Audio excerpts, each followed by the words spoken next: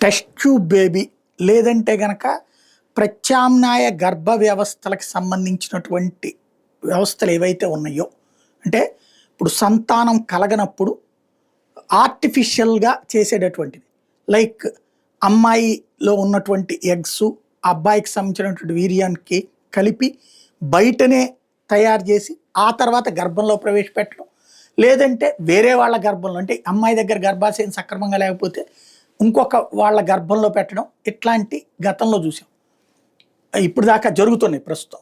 ఇవి కాకుండా అబ్బాయి వీర్యంలో శక్తి లేదు అన్నప్పుడు, అమ్మాయికి మాత్రం ఆరోగ్యకరంగా ఉందన్నప్పుడు ఒక కాన్సెప్ట్ తీసుకుంటారు.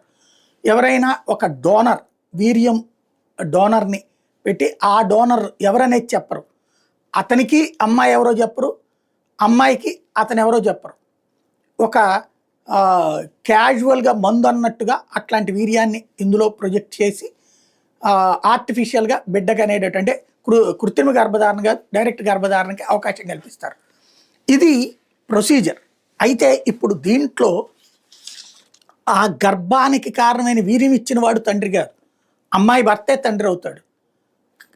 అలాగే ఈ అమ్మాయి భర్త ఆస్తే ఆ బిడ్డలకి ఆస్తి హక్కు అవుతుంది.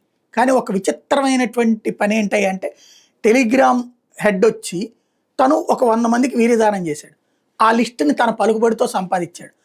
తన ఆస్తిని వాళ్ళందరికీ ఇస్తానంటున్నాడు. అంటే వాళ్ళందరూ తన బిడ్డల కిందను భావిస్తున్నాడు.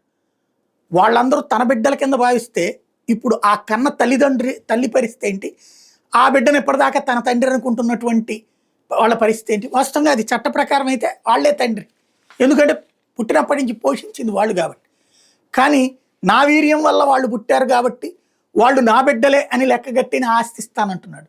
ఇప్పుడు ఇక అంతర్జాతీయంగా ప్రపంచం మొత్తం ఇది పెద్ద పెంట అవుతుంది అనమాట.